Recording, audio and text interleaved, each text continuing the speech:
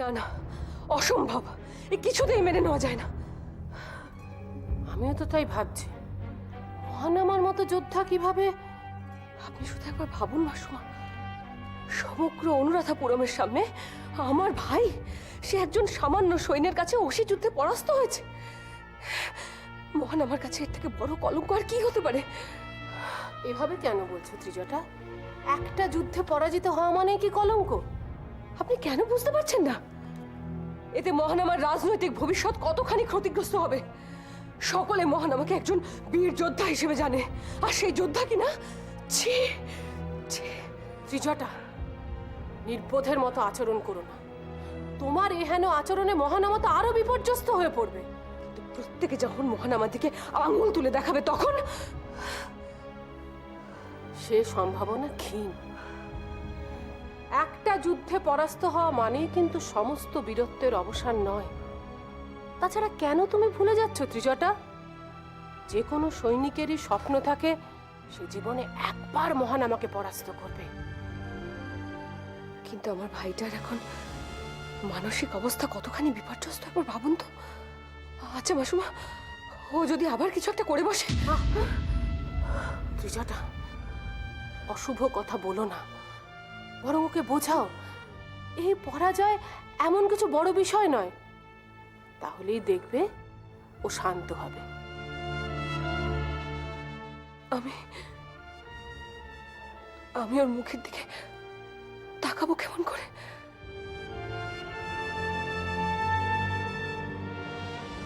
তুমি যদি এভাবে বিপর্যস্ত হয়ে পড়ো তাহলে তোমার ভাইটার কি হবে ভেবে দেখেছো একবার?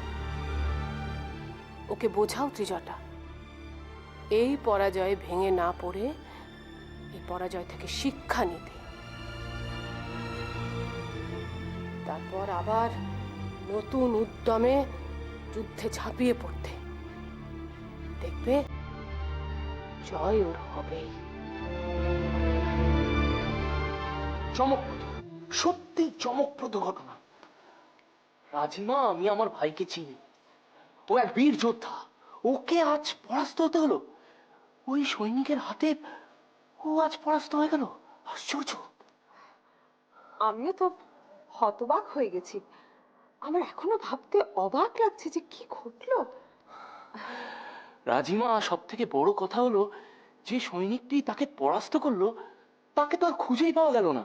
সে কোথায় জানি হাওয়ায় উবে গেল। একটা নিশ্চিন্ত যে কেউ বুঝতে পারেনি যোদ্ধাটাকে। তবে ঘনা এখন কোথায়? ও কি দ্রুত পোশাক পরিবর্তন করতে পারবে? না হলে আবার কারো সন্দেহ তৈরি হতে পারে।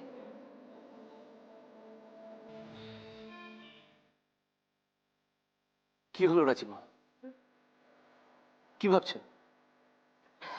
না, আমিও তো সেটাই ভাবছি যে ওই ওই সৈনিকের কথা।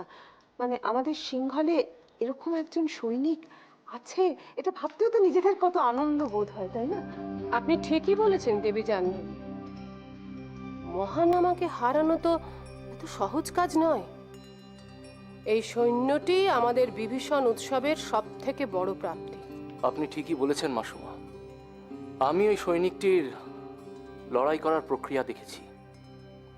ওর ক্ষিপ্রতা, ওর আত্মরক্ষা করার কৌশল, ওর লড়াই করার পদ্ধতি সবই অসাধারণ। আমার মনে হয় উপদেশ্য ওই সৈন্যটি এই প্রাসাদেরই কেউ হবে। সে কি, এ কথা আপনি কেন বলছেন? উপদেশ্য এত সহজে কি কেউ উবে যেতে পারে? যদি সেই প্রাসাদের কেউ না হয়? দেবী গোদাবরী, আপনি কিভাবে এই কথাটা বলছেন? এ প্রাসাদে কে এমন হতে পারে যে মহানামার মতো এত বড় বীরকে পরাস্ত করতে পারবে? সেই উত্তরটাই তো খোঁজার চেষ্টা করছি, কিন্তু উত্তর এখনো খুঁজে পাইনি। না না, আপনি বলুন না। আপনি তো বললেন যে এই প্রাসাদের কেউ। ঠিক আছে, সে যদি প্রাসাদে এসেও থাকে তাহলে তো তাকে খুঁজে বের করা আরো সহজ কাজ হবে। তা এত বড় যোদ্ধা, তার নিজের মনে হলো না যে সে সহজে ধরা পড়ে যেতে পারে? আপনার যুক্তিটাও আমি মেনে নিচ্ছি দেবী জাহ্নবী, কিন্তু একটা ব্যাপার ভেবে দেখুন তো, এত বড় একজন বীর যোদ্ধা যে মহানামাকে পরাস্ত করতে পারে, এ তো তার কাছে গর্বের বিষয়। সে তার মুখ কেন ঢেকে রাখবে? আর মহানামাকে পরাস্ত করার পর সে তো সিংহলে বীরের মর্যাদা পাবে, তাহলে সে পালিয়েই বা যাবে কেন? ঠিকই বলছেন মাসুমা। রাজি ম্যাম, আমাদের মাসুমার কথাটা মেনে নেওয়া উচিত। যত দ্রুত সম্ভব আমাদের সেই সৈনিকটিকে খুঁজে বার করা দরকার।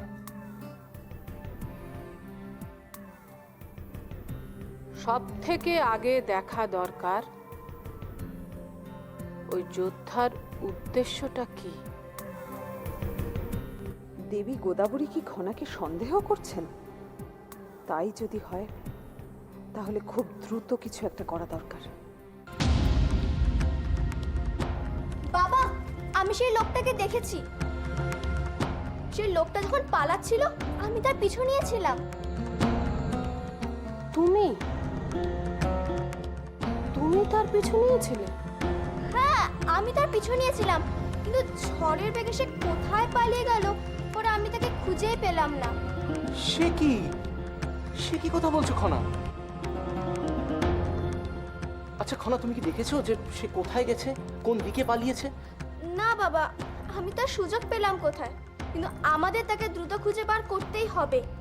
তিনি সিংহলে বিরল প্রতিভা, আর এরকম প্রতিভাকে কি নষ্ট হতে দেওয়া উচিত? তুমি ঠিকই বলেছো খনা, যে করেই হোক আমাদের তাকে খুঁজে বার করতেই হবে। দরকার হলে অর্থ পুরস্কার ঘোষণা করো।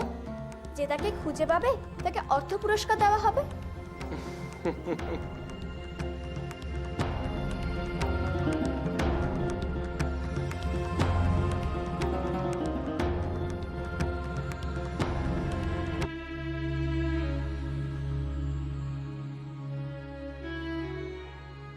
হতাশ হই না। পরাজয় যে কোনো মুহূর্তেই ঘটতে পারে। তবে তোমাকে পরাজিত করে যে এখন উচ্ছ্বসিত, তার চরম শাস্তি প্রাপ্য হবেই। থাক, এ প্রসঙ্গ এখন থাক। এখন এই সমস্ত কথা বলে লাভ কি? মহানামা, তুমি কি ভেঙে পড়েছো? তুমি না আমার ভাই? না, ভেঙে পড়ার প্রশ্ন নয়। আমি শুধু ভাবছি ওই সৈন্যটি কে।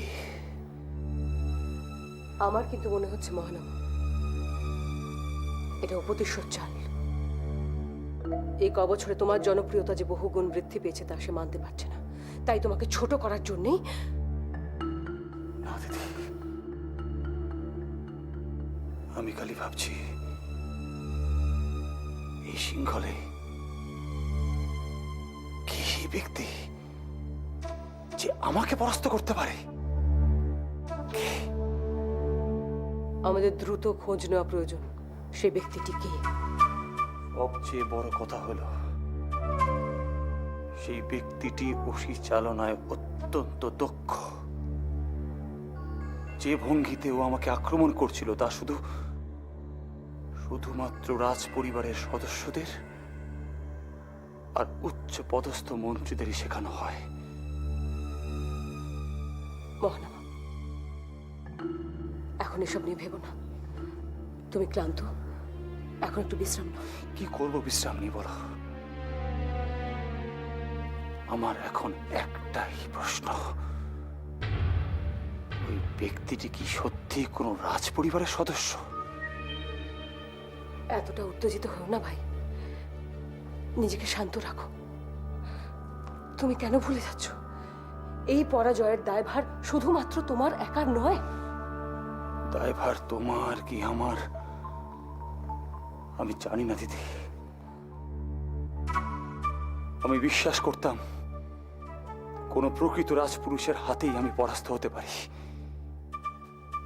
তাই এই ব্যক্তির শরীরে যদি রাজ রক্ত খুঁজে পাওয়া না যায়, আমার সমস্ত বিশ্বাস ধারণা নষ্ট হয়ে যাবে দিদি। আর আমি সেটা কিছুতেই মেনে নিতে পারবো না, কিছুতেই না।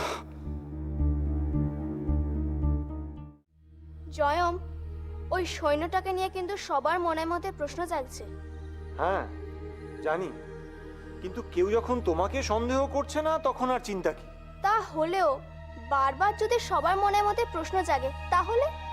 উঠুক না, যার যা ইচ্ছে ভাবুক, কেউ তো আর সরাসরি তোমাকে অঙ্গুলি নির্দেশ করছে না। সুতরাং অকারণে দুশ্চিন্তা করো না, কেমন? আরে কি কি কি কি কি কি এসব? বারে, আজ এত বড় একটা পরীক্ষায় আমি উত্তীর্ণ হলাম, আর গুরুদেবকে সম্মান জানাবো না? বাবা, আমাদের খনা কত বড় হয়ে গেছে, খুব পাকা পাকা কথা শিখেছো না? না জয়ম, সত্যি বলছি। তুমি যদি না থাকতে আমার পাশে, আমাকে যদি তুমি রণকৌশল না শেখাতে, তাহলে তো আজ আমি পারতাম না। তুমি ভাবতে পারছো আমার ছোটবেলার নায়ককে আজ আমি পরাজিত করেছি? এ তো শুধু তোমার জন্য জয়, শুধু তোমার জন্যই। খনা, তোমার মধ্যেও এক শেখার এবং জেতার অদম্য ইচ্ছে আছে, সেই জন্য তুমি আজ জয়লাভ করতে পেরেছো। তাই আমার খুব বেশি কৃতিত্ব এক্ষেত্রে নেই। এই কথা বলো না জয়ম, আমার মনের মধ্যে এই অদম্য ইচ্ছা তুমিই তো জাগিয়েছো। খনা, আজ তুমি খুব খুব খুশি হয়েছো না? হ্যাঁ জয়ম। আর তোমার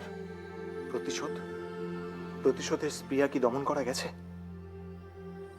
জানি না, আমি জানি না। জানো না? কি জানো না? প্রতিশোধ নেওয়া হয়ে গেলে যে মনের মধ্যে একটা শূন্যতা তৈরি হয় তা ভাবিনি। এখন তাই ভাবছি যে প্রতিশোধে কি বা অর্থ? আদৌ কি একে প্রতিশোধ বলে ভাবা যায়? খনা, তুমি মানসিকভাবে খুব চঞ্চল হয়ে উঠেছো, নিজেকে শান্ত রাখো। পরীক্ষা কিন্তু এখনো শেষ হয়ে যায়নি খনা। অর্থাৎ?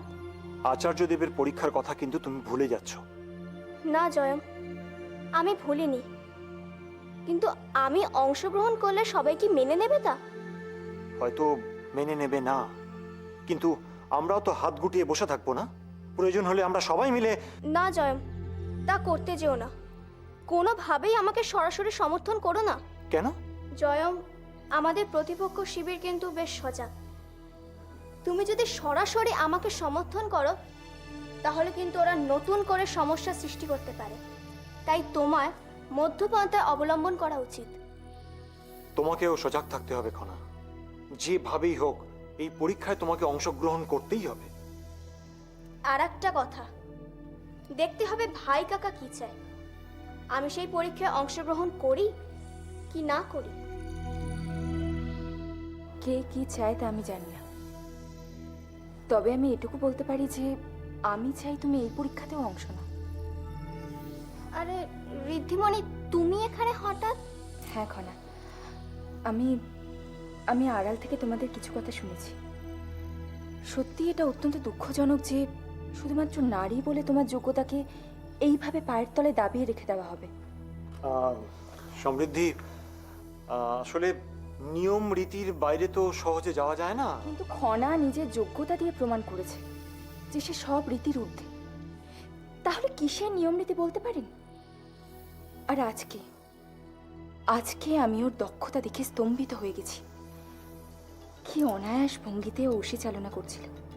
তুমি দেখেছো সেই যুদ্ধ? হ্যাঁ খনা, আমি দেখেছি আর মুগ্ধ হয়ে গেছি। তোমার জন্মদিনে আমি একটাই প্রার্থনা করি, তোমার এই দক্ষতা, এই যোগ্যতা যেন ব্যর্থ না হয়।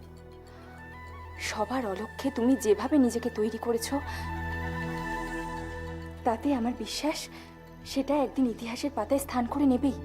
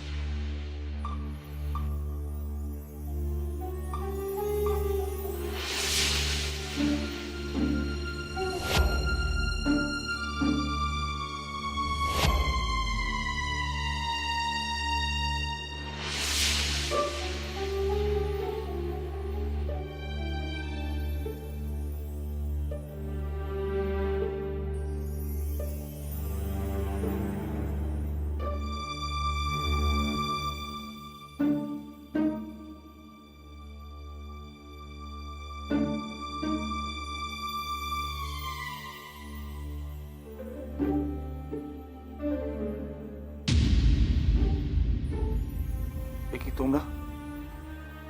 আসলে ঋদ্ধিমণি তোমার সাথে কিছু কথা বলতে চায়।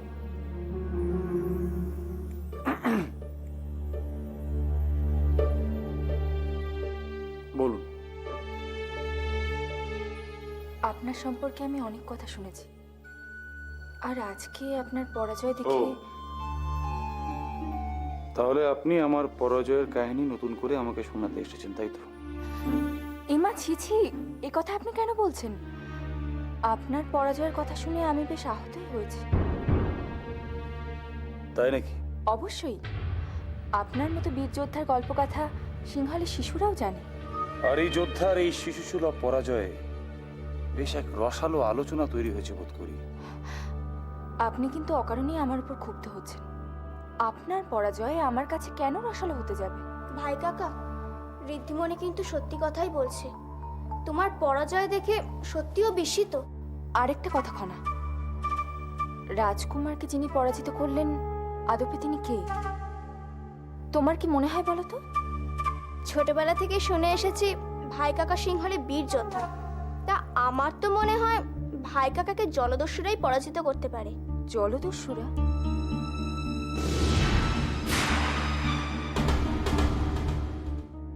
হ্যাঁ গো, জলদস্যুরা বহু দেশের বহু যোদ্ধাদের সঙ্গে লড়াই করেছে। তাছাড়া জলদস্যু সম্পর্কে তুমি এত কথা জানলে কি করে? ব্যক্তিগত অভিজ্ঞতা থেকে জেনেছি। সেই কাহিনী না হয় তোমায় পরে শোনাবো। জলদস্যুরা এতটাই দক্ষ যোদ্ধা যে ওরাই একমাত্র ভাই কাকাকে পরাস্ত করতে পারে। কি ভাই কাকা, তোমার কি মনে হয়?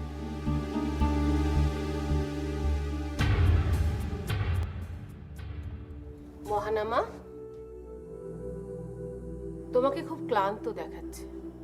যাও, নিজের ঘরে গিয়ে বিশ্রাম করো। ও ভালো কথা, উপদেশ্য ওই অজ্ঞাত পরিচয় ব্যক্তিকে খুঁজে বার করার চেষ্টা করছে।